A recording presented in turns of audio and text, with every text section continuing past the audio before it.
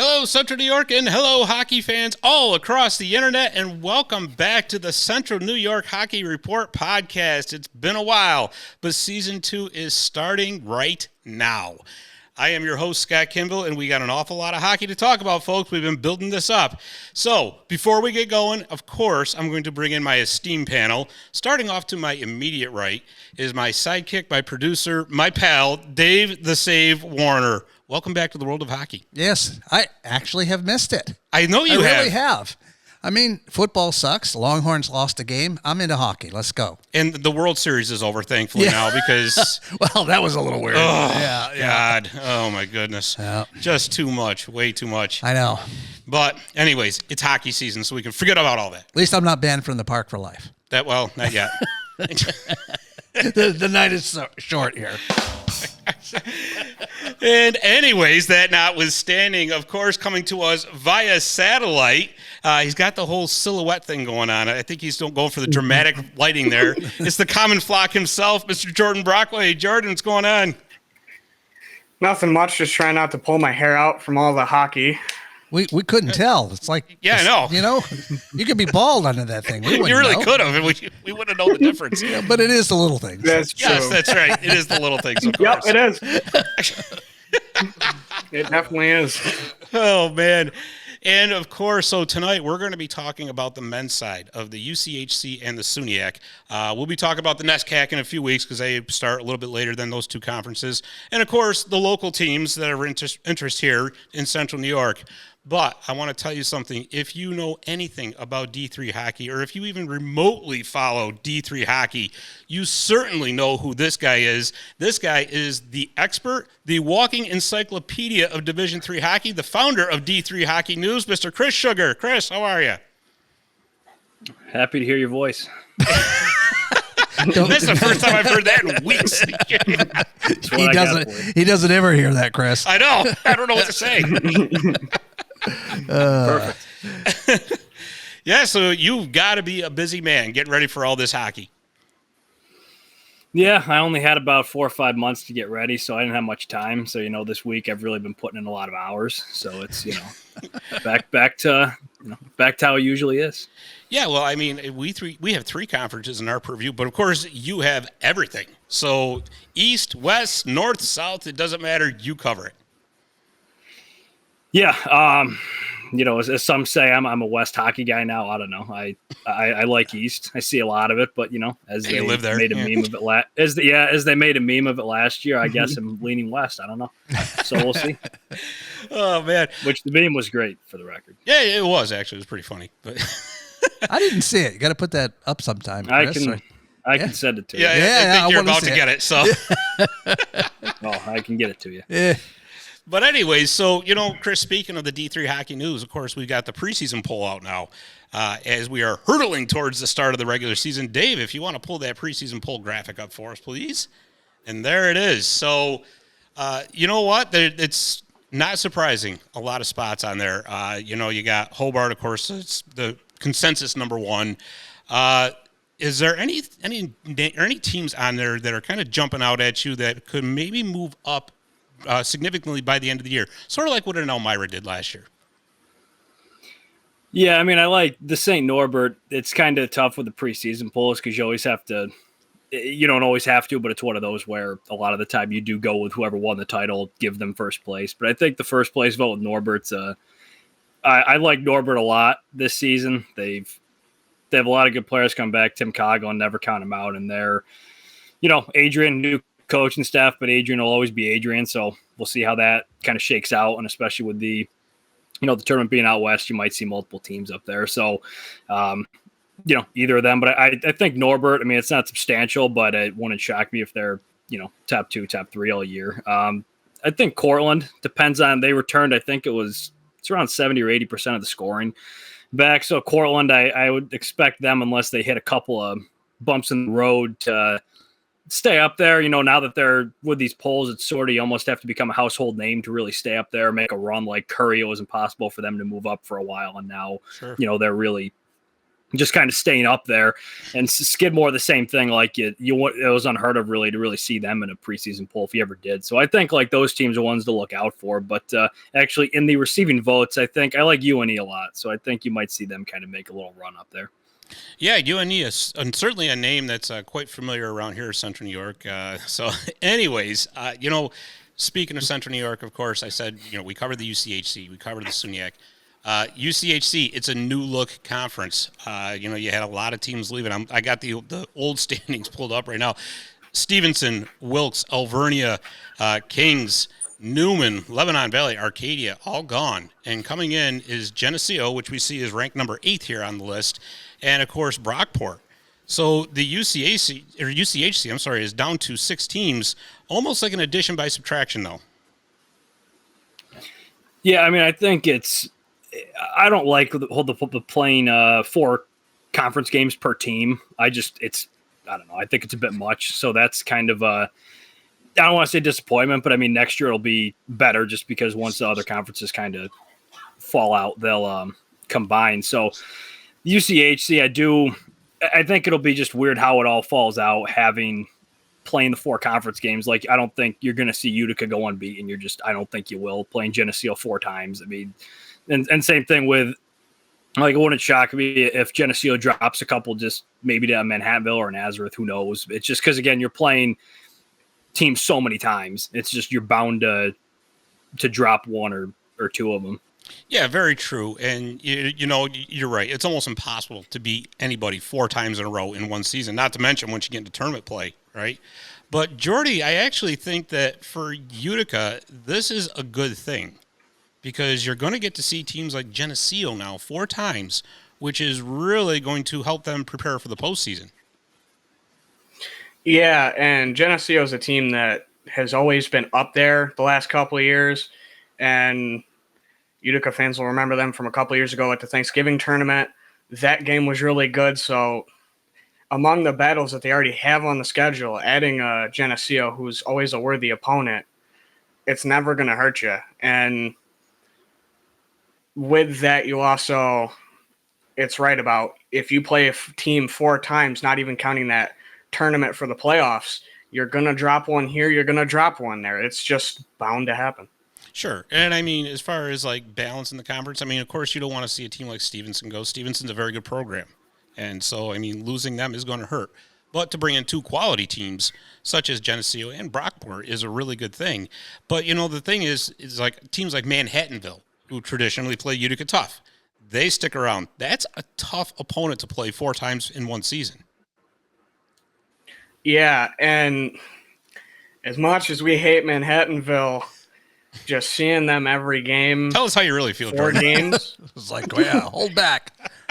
The Utica fan base does not like Manhattanville at all, from the people I've talked to. And seeing them 4 times a year, it's just, it's going to be rough because the fans are all going to go, we're going to hate this team 4 times a year. Yeah, there's no doubt about that. And, with the Pioneers, too, last year, they went on the run to the Frozen Four with a very new roster. Let's just put it this way. I mean, I think, what was it? Half the roster was either first year or sophomore. So it was a really young group. This year, I think there's only 3 freshmen on the roster. And so now you kind of start having this roster developing into, okay, you got your taste of what Pioneer hockey's about. Now, really, the expectations are going to be high for this group because, honestly, last year, going into the season, the expectations weren't that high given the roster turnover to graduations and stuff like that. But now, Chris, it's go time for Utica, and those expectations are back. Yeah, I mean, I will just say off the bat, Manhattanville, big supporters of the DIII Hockey News program, men's and women's side. So just, get that out. He's making peace. The whole team has the stickers on, so big supporters out there in the Playland Casino. That's a cool name, though. You got to admit that, right? It's yes, and I've also heard it's not a fun away trip that teams don't exactly like going to, but that's nor here nor there. But yes, it's with UCH. I think Utica, they last year being their quote unquote rebuilding year. I think it's quite the rebuilding year into what they did. I mean, granted, they they were placed in a spot where they had the best chance to get there if they were going to the Final Four in the past couple of years. I mean, I would say I would put UNE above right now Cortland and Plymouth State just based on the history of them and the tournament experience. So it's, good on Plymouth State for getting their first win over Cortland in the tournament and then, getting to go to Utica. But no, I think Utica, it's just a matter, just don't have the sophomore slump because everybody's pretty much that at the end of the day. Yeah, no doubt about it. There's no doubt. So, Chris, I mean, obviously fans right here in the Utica Rome area know plenty about the UCHC. Maybe not so much so about Geneseo. Of course, we know how successful Geneseo is, but maybe not so much so about Brockport. So what can you tell us about Brockport? Brockport's a solid team. I mean, they have had their ups and downs. I mean, they had a lot of injuries. I think it was, I want to say last year, they were just kind of murdered by injuries. And the year before, they had a couple major ones. But no, they had a couple of big ones, really. I mean, they beat, it was with Skidmore and in the Skidmore tournament, which they actually won. I believe they won in a shootout over, it was either Skidmore or Selve, but nevertheless, they beat two top teams in that tournament. So they kind of shock you there. And then in the SUNYAC, it's just classic, just kind of beat each other up, and they haven't really gotten over the top like I think they'd want to. But again, a lot of them had injuries. I mean, their top, I believe, was one of their top players. He just transferred to Oswego for his graduate year, so they lost him on top of whatever they lost. So it'll be interesting to see how they do. I think this league sets up a lot better for them than the SUNYAC. Just, you don't have to sort of play again, you have Geneseo and Utica, but I think the rest of the teams in the league are more to their, I don't want to say level, but I just think the competition-wise, it'll fare for them a little better. Yeah, no doubt about it. And, like you said, they are a solid program. Of course, a solid history of hockey there at Brockport, no doubt about it. Okay, guys, regular season is starting. It's this weekend. It's a huge matchup, of course. Seems like every year, Utica and Adrian open against each other. This time around, it's out there in Michigan, out in Adrian. Saturday night, first game, 7 o'clock puck drop. Sunday, they play again at 1 o'clock. So, of course, we said Utica's ranked 4th. The Adrian Bulldogs, 3-2. So, number 3 in UCHC or USCHO. And, of course, number 2 in the DIII Hockey News poll. Chris, a little scouting report on the Adrian Bulldogs, if you would, please. Adrian, always Adrian. I'm not going to bet against him at home. After I've had enough run-ins with Adam Krug, where I know he's not there anymore, but I've had enough run-ins with him. I'm not going to. I wouldn't bet against him at home. If it was in Utica, I'd say a split. I mean, I think it's, especially when you go to Utica, you get a team like that in there, like an Adrian. You're going to have the place packed. I think I would lean Utica in that sense, but in this sense, I would probably lean Adrian. They're returning a lot. I mean, they've got Deshaun Stewart back, and then they have Jackson Bernard behind him and net. So, I mean, the goaltending's solid. He's got Stewart's got a little bit of an interesting style, kind of unique. Even Krug had said that a lot. So it's a little interesting to watch him sometimes. He does some unorthodox, that's what I was looking for, things in net. But, no, it's a solid game. I mean, I don't think it'll be like a couple years ago. I don't think it'll be like the last trip when Utica went there and they kind of got rolled. I think it'll be more competitive. Utica's a better team than they were, and especially like with that Final Four experience. And I think it'll feel kind of like a similar atmosphere there, that Final Four kind of game. And I would take Adrian either to win both of them or maybe drop one in OT. I just think Adrian right now is at home, especially. I just think I don't think they're going to lose. Yeah, and well, I mean, in that young roster that Utica had last year, of course, they opened their regular collegiate careers really against Adrian at home this last time around. But Jordan, you were at both preseason games for Utica. What did you see out of this Pioneer team that maybe they could use to beat Adrian if possible? I know it's awful hard to tell from watching in preseason because there's a lot of moving parts. Mm-hmm. But did you see anything particular different this year than from last year? So coming into the season, watching the team, they're more connected. There's not, at the beginning of last season, there was a lot of issues with chemistry just not being there because they're so young. Looking at it, the two games, the first game, the only problem they really had was they knew where everybody was going to be and they were putting the pass in the right place, just puck luck. Puck would hop over a stick here, miss tape there, just little things that kind of don't fall your way. There it goes. It's like the word of the day. Remember that? It was at Pee Wee's Playhouse. It was the word of the day, and everybody yelled when they said it. Yeah. Never mind. Okay, I'm sorry. I didn't mean. We digress. Yeah. Chris is just looking. Chris is all serious. Yeah, this is the only hockey show ever, I think, that's weaved Pee Wee's Playhouse into the I was conversation. going to say, we've dropped to a new low. Yeah, pretty much. But watching them come into the second game, they look pretty much the same. You have the two graduate transfers in of Mulera and, I guarantee I butcher this every time, but Schulsteis. They're both very good for where they are. I mean, Mulera was landing on, I think, the third line centering Herrera and Vladislav Pashenikov, and it worked well. I mean, you saw the same line combos night one and night two, and the team just looks a lot more connected than they did a season ago, and that could be what they need to take the step from last year and at least give Adrian a run for their money. Yeah, no doubt about it. And I think that all those players having that time together, like you said, is going to be greatly beneficial. I think this is going to be one heck of a series. I think so. It's going to be really fun to watch. And I do believe that's on the Adrian College YouTube channel, right, Chris? Yeah. All right. So Adrian College providing video coverage for us. Thank you, Adrian. That's I need to watch that. Absolutely. We talked about the new teams, Brockport coming into town middle of November. And then, of course, Geneseo. Though this is the interesting thing right here. Geneseo, first two games, right? At Geneseo, December 6th. And then December 7th, the Teddy Bear Toss is the first time Geneseo plays at the Adirondack Bank Center as a member of the UCHC. As if that game isn't nuts enough, right? Now you got to bring Geneseo into the mix. Oh, geez. So, they might literally blow the roof off that building that night. So. Yep. But, yeah, I mean, like I said, it's going to be a real interesting season, like you said, Chris, with the UCHC. Teams playing each other 4 times for the season. They're gonna beat each other up. It's almost going to look like the SUNYAC in that regard.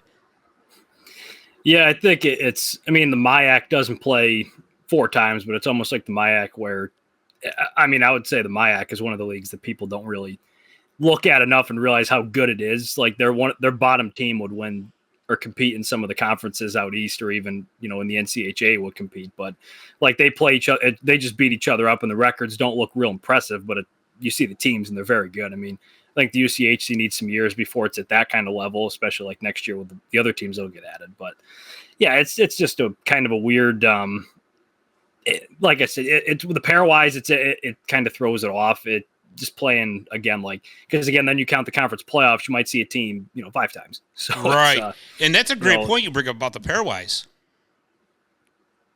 Yeah, they're making some changes this year. I don't know the specifics of it.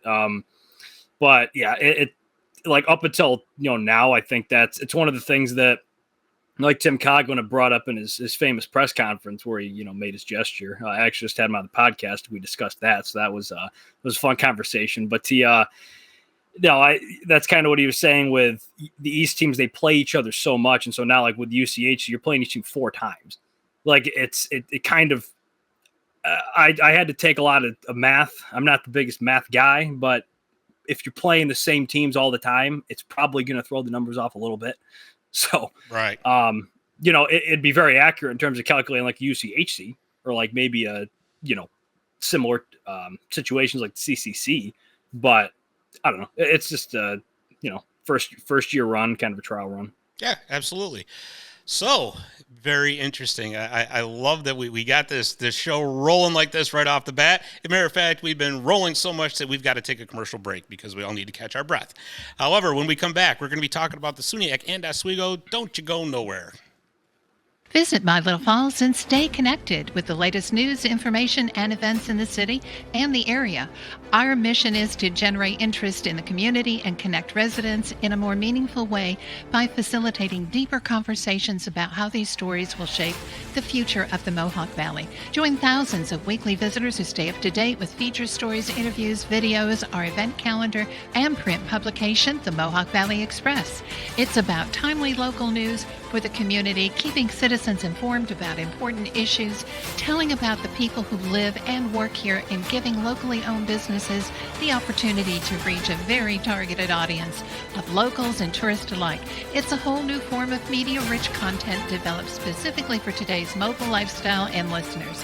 You can download our iOS app in the iTunes Store, listen to our country music streaming radio station, or sign up for a weekly newsletter. Stop by today at mybutterfalls.com. You'll be glad you did.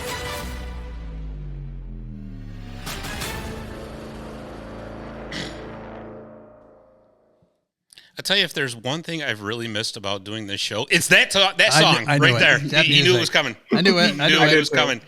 It's the Rocky Balboa of the show right Yep. there, you know. If I may comment, I was going to say watching the commercial and then like watching the photos and the graphics within the commercial and then hearing the music, they're polar opposites. I mean, it really is. What the hell are you saying? It's a great ad, but I mean, it's really like, it's just a completely different vibe. Well, Chris, what I usually do is I close my eyes and pretend I'm at the rink. That's Oh, boy. So, anyways, we're back, and we're going to talk about the SUNYAC. Of course, Central New York has two teams in the SUNYAC. You got Oswego, and, of course, you got Morrisville as well. Dave, if you would, pull that D3 Hockey News graphic back up for me real quick, just because I want to get the D3 Hockey News one. There you go. Oh, this one. Yeah, that one. Okay, so there it is right there. Your other left. Yeah, to the left, to the left. All right. So, anyways, two SUNYAC teams in there. So you got Plattsburgh at 9 and Cortland at 14. So, of course, two powerhouses, traditional powerhouses. Chris, you seem to like Cortland, though. Yeah, I mean, Cortland, I kind of said it last year as like my quote unquote like dark horse team during the show I had with Tim Costello before the season. It's Cortland, they struggled with, they hadn't won, I don't believe, ever in Oswego. Or maybe if they did, it was once up until their senior goalie, Luca Durante's, his senior year. That was, I believe, 3 years ago. They never won there. So they finally got over that hump. They started knocking off Oswego a couple times, and now I believe their record is I believe it's above 500 against Oswego since then. And then they had Geneseo's number for whatever reason over the years. And then they sent Geneseo and Brockport out of the SUNYAC in the tournament. They beat both of them. And they return a lot of guys. There's no reason to think they'll go down. I like them a lot. And Plattsburgh was their last matchup that for whatever reason just never went well. And they knocked them off in the title game in Plattsburgh. So I don't see why they would flounder. Yeah, plus a pretty cool name. I always like that name, the Red Dragons. I always thought that was cool. Yeah. Dave, if you would pull that SUNYAC graphic up for us, please. And there we go. Okay, so there's the preseason poll for this season. Of course, we already mentioned Brockport and Geneseo are gone. Canton, the Roos have come in. The Roos, of course, has played Utica a couple weeks ago with a preseason game. So speaking of the CNY teams, before we get to Oswego, of course, Morrisville, unfortunately, is ranked last in the preseason poll. They've lost a lot to graduation. So this year probably going to be kind of a learning season for a lot of the newer players on the Mustangs. Yeah, I got a friend at Morrisville. I'm not going to say his name, but we'll see what the Mustangs can do. I believe it's Tuesday or Wednesday night home games. They're really liked by the opposing teams. So, you could always maybe knock somebody off there because the teams love to go there middle of the week. Actually, I like it because it breaks up the week. It's nice, Yeah, that'd be their best shot to win those big games would be that, middle of the week night game in a place that like a Plattsburgh really doesn't want to go to middle of the week. So, who knows? I think I don't see them making the SUNYAC tournament, but I think they can be above last. I don't think they're, that wide of a gap between Potsdam, but we'll see. I am surprised that Fredonia is ranked above Canton, though. That's my one thing. Yeah, Jordan, we both saw that game with Utica against Canton. Again, it's preseason, but Canton didn't look too bad. Yeah, Canton definitely held their own. I mean, when you watched them skate, when Utica had those down moments, Canton definitely took the opportunity, and when you gave them an inch, they try to take a mile. Yeah, no doubt about it. And just as a reminder for everybody, we were talking about the SUNYAC postseason tournament, top 6 teams get in there. So, like I said, with the Mustangs, you never know. You catch lightning in a bottle. If you can get into that tournament, as everybody knows, anything could happen. So, just be on the lookout for that. And, hopefully Morrisville can rise above that preseason ranking. And, of course, the other CNY team here that we cover that's in the SUNYAC is, of course, the Oswego St Lakers. They are ranked number 2 in the preseason poll, above Cortland. So interesting that Cortland's ranked in the DIII Hockey News poll, but Oswego is ahead of them in the conference preseason poll. They, of course, have a very, very tough opening weekend as well. I was looking at their schedule. Of course, their first 4 games. I mean, my goodness. So they are opening up Friday night at Hobart, number 1 Hobart. More in the first weekend. I didn't hear you. What? Oh, okay. Anyways, no, I just said it's more than the first weekend. Yeah. Oh, yeah. No doubt. No. Yeah. I mean, going to Hobart to start your season is a tall order as it is. And then, of course, you got Elmira coming right into town, number 10 at Elmira the following night. And, of course, that's Teal Night up there in Oswego. And everybody who knows Laker hockey knows that Teal Night is a very big deal, very cool thing that they do. So, I was looking at the Oswego roster, Chris, and it looked like it's like 16 freshmen, I think, there are on there. So sort of kind of reminds me of what Utica went through last year with a lot of roster turnover. Yeah, it's either 16 or 17 freshmen, and then there's a couple of sophomores. I think the total is like 19 or 20 for total sophomores and freshmen, but there's only 3 of them that are sophomores. I think that was probably the best thing they could have done. I mean, clearly the 16 seniors isn't working, every year, which kind of reminded me of a Utica, type roster where it was very old. And I mean, again, if you can manage it, great. Clearly it wasn't really working for either team. I mean, it's kind of crazy to say Oswego hasn't won the SUNYAC championship since 2014. And which, funny enough, I was watching, going to games before I even started this. That's the last time they won it, which is wild to me.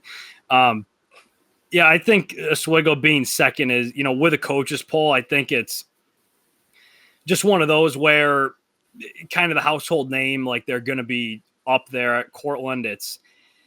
I don't know. I think Cortland should be higher just on the fact of what they returned, what they did last year, what they brought in. But, again, it's the regular season. Cortland still has to, take care of business against all the other teams in the league. They can't have, the off nights like they did a couple times and, just like everybody else. But they had a couple more off nights than, the top teams. And that's why last year they had, I believe, was the 4 spot. And, we'll see what they can do at the end of the day. It's just be in the top 6, which both teams will be, unless something catastrophic occurs. Yeah, no doubt about it. I mean, I would be shocked if if Oswego missed the SUNYAC postseason tournament. But I mean, they did lose a lot of scoring from last season. Shane Bull, Tyler Flack, guys like Trent Grimshaw gone. Obviously, somebody's gonna have to step up, or it's gonna have to be a scoring by committee. Yeah, I think with that Hobart game, I mean, Oswego's always going to have a good team. I mean, they're bringing in good guys. They'll be fine. It's one of those where at the cooler, they can, if the goaltending's off, it might get real bad just if the goaltender doesn't stand on his head. But we'll see what they can do. They beat them last year, but again, they had that top heavy team, that very old team, this being a new one. That's probably, worst case scenario if you had to go, play an opening night game against them. Elmira lost a lot, so I wouldn't put a ton of stock, and plus it's going to be the first home game for the new guys, so I would actually take Oswego to probably win that game if I had to guess. But no, they'll learn a lot real quick, but at the end of the day, they're all the first 3 games, they're all non-conference. So I mean, even if you went 0-3, which they're probably not, it means nothing really, just with pairwise. Yeah, no doubt about it. And I mean, when you have such a young team, sometimes that actually can work to your advantage because they're so young and they're so eager that, with a veteran team, something like, yeah, we've been here, done that.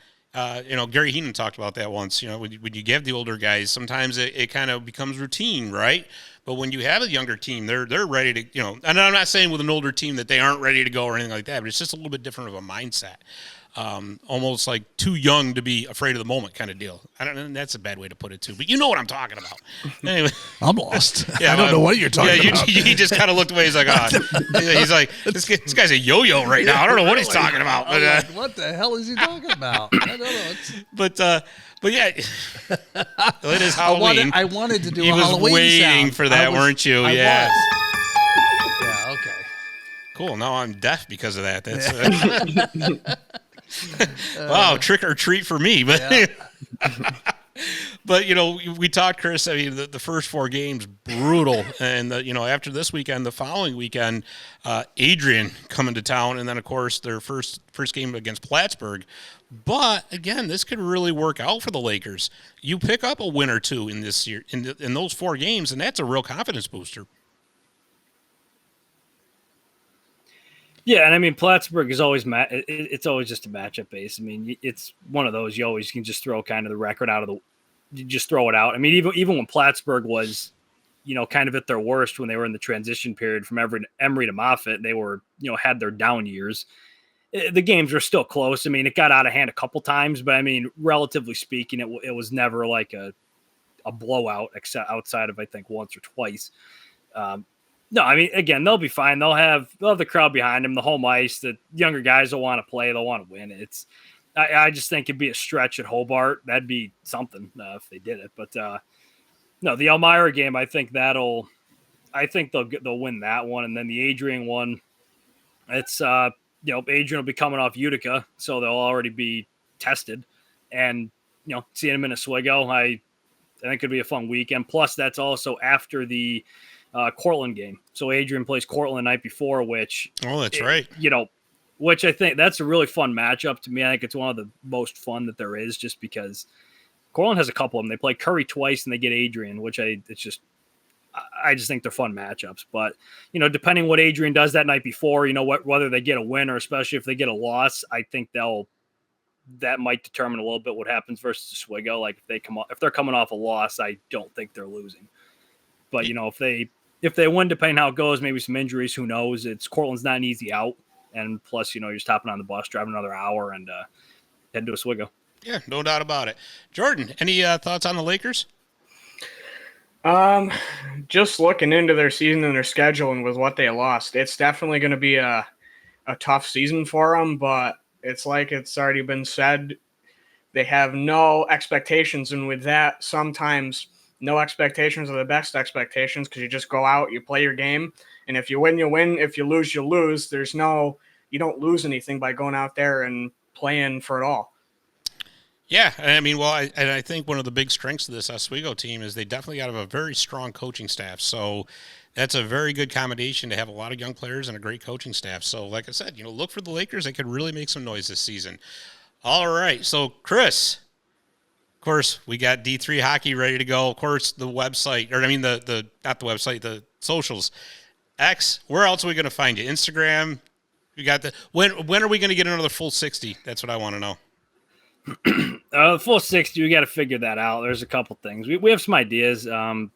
Potentially in January, there's something pretty cool that we might get to do. But we got to figure some stuff out. It's way less planned than I think people think. We just, see what works. And no, we definitely want to do one at Utica. We were debating on doing one at Cortland, and we're like, we can do an Adrian game. And then it's like, well, we can't, because Adrian's been in nearly all of them because they've been in the Final Four, and whatnot. So there's some cool stuff ahead, especially on that end. So we'll see. And like the podcast, that's been fun, especially with the Tim Coghlan episode I had. That was kind of a big deal for me. It was a really fun one to talk to him and connect. So I think he's one of those guys that, if you're out west, you might not know who Bill Beanie is, the legendary Middlebury coach who won the 8 titles, 7 or 8.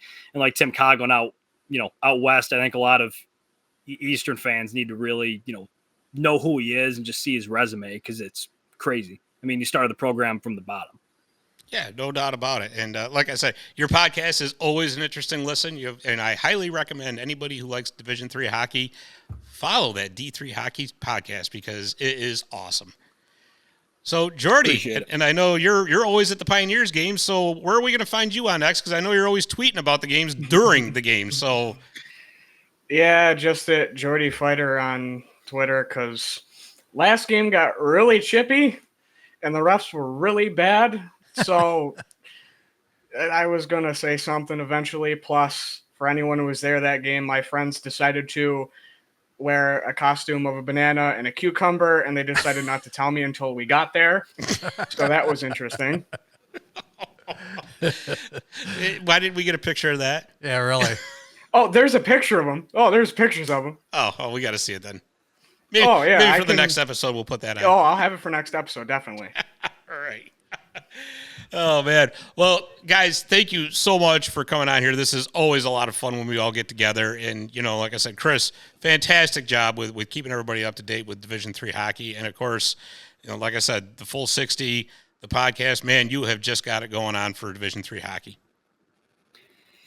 Yeah, it's a lot. Like I said, I only had about 4 or 5 months to get ready, so I didn't have a lot of time. So, this week's been a little busy. So good. I'm just glad the NESCAC doesn't start for a bit, and some of the West teams don't play till next weekend. So I've got a little, kind of one more week. A little bit of a breather anyway, just a little. A little bit. All right. All right. Well, that's all the time we've got. Make sure that you subscribe to this show on the Studio 25 Podcast Network. And, of course, check out CNYHockeyReport.com every day for all your Central New York hockey news, scores, and updates. I'm Scott Kimball. Thanks for listening. We will see you next time on the Central New York Hockey Report Podcast.